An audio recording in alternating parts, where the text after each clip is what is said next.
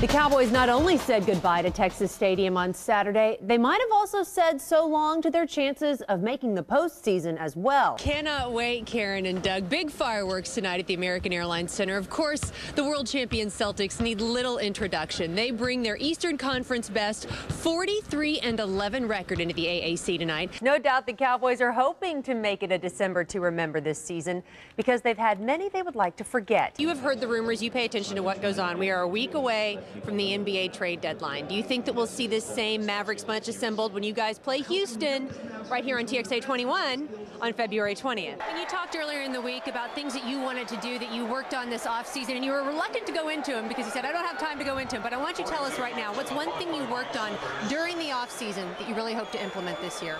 Well, you still don't have enough time. Oh, come on, Tony. I don't have enough. This is the kind of night it was for the Dallas Mavericks. Are you kidding me? No, we're not. Jason Kidd with the trick shot to fall. Derek, you've had a few of those. Walk me through that. You kind of throw it up, you do your Hail Mary, do your prayer, and... You do your prayer and it goes in. But that's why I gave him a B, because he can make baskets like that. Jason Kidd has been solid all year. He has been solid, and he's gotten a lot of criticism, but I say he has done his job that has been asked of him. From an accidental overdose to a tear-filled post-game press conference, Terrell Owens' time with the Cowboys was many things. Eventful and tumultuous, yes. Successful, no. Jerry Jones brought Owens to Dallas with the hope of winning a championship. He didn't even help the Cowboys win a playoff game. Owens averaged almost 13 touchdowns and 1,200 yards a season while in a Dallas uniform. But Jones came to the conclusion that the team would be better served without number 81 and released him in person on Wednesday. Owens said on his website, I want to thank Jerry Jones, Coach Phillips, and the Cowboys for the opportunity to be a member of the team for the past 3 years. A big thanks to the fans. You've been awesome. I look forward to the upcoming season and continuing to play in the NFL. He was a divisive force in the locker room, but those teammates who looked up to him say his presence will be missed. Now Roy Williams becomes the #1 receiver. He's only had Owens-like numbers once in his 5-season career. He posted 19 catches for 198 yards and a touchdown in 10 games with Dallas last year. Steve Dennis asked him last month if he was ready to be a top receiver. It's the best answer to a question ever. So while one Roy Williams moves up, the other is out. Not much of a surprise, the Cowboys released safety Roy Williams today. The 5-time Pro Bowler was once the face of the franchise and a force early in his career, but he struggled in pass coverage the last 2 seasons. Filling his shoes will be Orlando Scandrick. The second-year cornerback will move to safety. They're actually calling it a star safety position, sort of like the safety cornerback role, similar to the way Dallas used Darren Woodson in the 90s. Mavericks trying to make it 2 straight Southwest Division wins in New Orleans tonight. This one was competitive through 2 quarters, tied at 45 at the half. When Dirk Nowitzki hit the 3, Dallas led 51-46. He had a team-high 27. Then Chris Paul did what he does best, especially against Dallas. CP3 drives in for the layup to make it 84-72 Hornets. New Orleans too fast and too good for the Mavs. Again, Dallas loses its 5th straight road game, 104-88. The Mavericks continue to struggle on the road against the best teams in the Western Conference. The Mavericks have not beaten a playoff contender in the West since they beat Portland on Christmas night. Christmas night. It was a night game. It was a nighttime game. The Mavericks are now 3-8 against the other good teams in the NBA's Western Conference. And tonight was not a good night for Dallas. They lose to the Spurs 93-76, an injury-riddled Spurs team. And the Mavericks players know that this was a golden opportunity for them, ripe for the taking, almost a double win possibility for them in the Southwest Division. And quite frankly, they blew it. Mavericks forward Dirk Nowitzki isn't too happy about it. That is not a happy Dirk Nowitzki. What is there to be happy about? No, absolutely nothing with a performance like the Mavericks posted tonight. Let's take a look at the highlights. So the Mavericks had lost in 4 out of their last 5 meetings against the Spurs, but a chance to beat them tonight without Tim Duncan and Manu Ginobili. A couple of Mavs fans driving down I-35 for this one. Tony Parker torched him in the first half. 26 points for Parker in the first, start of the 3rd quarter. Spurs pressing. Jason Kidd with the pass to Dirk Nowitzki, who hits the jumper that puts the Mavs to within 4. Well, you knew Dallas would come out and try to get Dirk going. The double team still rattled Dirk. I thought in that second half he forced a lot of shots. But then the Mavs go cold. A bunch of misses here. Oh, there's another one. Didn't even hit anything. At least Dirk drove there. Mavericks struggled mightily in the third quarter, scoring only, Derek, 14 third-quarter points. And being an offensive team, if you struggle to make shots and you don't defend, you can forget about winning the game. And then you saw Michael Finley there. Michael Finley had a little string where he hit like three after three after three. The former Maverick being a Maverick killer tonight with 16 points. Dirk Nowitzki certainly not happy about it as the Mavericks lose 93-76. The final score, lowest points this season for the Mavericks. They scored 81 against the Cleveland Cavaliers. So up next for Dallas, tomorrow night at the American Airlines Center, it's the Milwaukee Bucks. Tip-off is set for 7:30. The Mavericks lost to the Bucks earlier this season by 34 points.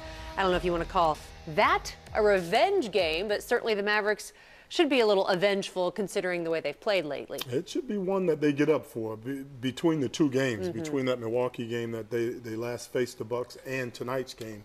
I would think they'd be geared up to play. Well, certainly Mavericks head coach Rick Carlisle not too happy about this one, especially the way Tony Parker came out and dominated to start the game. 18 first-quarter points for Parker. Like we said earlier, the Mavericks only had 19 after one. He finished with 37, and that's just one thing that Mavericks head coach Rick Carlisle is talking about from San Antonio. I would call that an understatement. Mavericks need to do a lot better. I really understand what he's talking about. So Cowboys running back Tashard Choice with us in studio. We can no longer call you rookie. How nice does that sound? That's the best. Okay, you've heard all the media reports about the Cowboys. You know what's going on with this team. You and the players haven't gotten that proverbial gag order, have you? No. You know that every team in the NFL pretty much has the head coach serving as its spokesperson, if you want to call it. And what makes the Cowboys great, though, is that it is unlike any other team in the NFL or professional sports. Right. Does taking Wade Phillips' power to talk about the team away from him, does that take away his authority in you, the player's eyes? No, not exactly. What do you think it accomplishes having Jerry just serve as the sole spokesperson for the team? Oh, it's cool because, you know, it's actually a good thing. Now, I know you were in the locker room being asked these questions when these stories came out, when we talked about chemistry. Right. There was one side of the locker room over here and another side of the locker room over here. And some said that there were chemistry issues at Valley Ranch. But then Jerry Jones comes out this offseason, just last week, for example, and said that everything was fine. Where do you, who was in that locker room all season long, where do you feel there was a disconnect, if there was one? If it was anything. Some would say that Terrell Owens was that big dividing force in the locker room. That again, that there was his side over here and that side over there. What's he like, in your opinion, as a team? Oh, I love him. You know, he's a guy that, you know, really motivates the whole team. When I'm in the locker room or I'm in the huddle, he's somebody who absolutely taught me how to practice, how to be an NFL player, and, you know, more importantly, you know, how to carry yourself off the field. He's a great person to be around, and somebody who I actually call my big brother. So I was going to say, you know, lots of questions about this team is who is the leader on this team? You know, Brady James coming into the season looked at me in the eye and said, I am a leader on this team. You look on the offensive side of the ball, it may be a little more difficult to pick out. It sounds like you're saying Terrell Owens was one for guys like you. Yeah, him and Whit. Well, you definitely, I think, got more of an opportunity than you probably thought you would coming into the season. Correct. Felix Jones goes out for the rest of the year with an injury. Marion Barber missed some time with that toe injury. You start against the Pittsburgh Steelers, the #1 defense in the NFL. Cold. And you earn, in a cold night in Pittsburgh, you rush for 88 yards. The next two games, you score touchdowns against the Giants and then the Ravens. Just did your season kind of end up the way you thought it might have coming into the year? And, you know, Well, the Cowboys should certainly have a powerful running trio next season, and we're going to touch on that when we continue here on TXA 21 First in Prime. Thank you very much. Cowboys linebacker Brady James didn't play too much tonight, but the first-team defense had a nice play, that Tank Johnson sack. You got to be pleased with the first-teamers, even though San Diego set quite a few starters on offense. Yeah, Tank set the tone, and, you know, it's really the score. I don't even think they have 100 yards yet. One thing we want to do is we got to work on sudden change, because when we get turnovers, we can't let these guys score. But I mean, it's been a lot of plays, and hopefully everybody learns from what's going on, and we'll be ready. We'll get the kinks and rust out. You and Kevin Burnett are, of course, wearing the helmet on defense, in which Brian Stewart radios the calls into you, the defensive plays. How did that go tonight in your first run-through, really? I think we got a little work on it. It was some calls I missed. You know, when Coach get excited, he kind of leaves out some things, and, you know, and on the back end, if the guys don't get in the huddle, then we kind of miss the call. But really, it's just a learning experience. This is the preseason, so by the end of the preseason, we'll have it down all the way. All right, Brady James, thanks so much. Brady put it best, Bill. It's the preseason.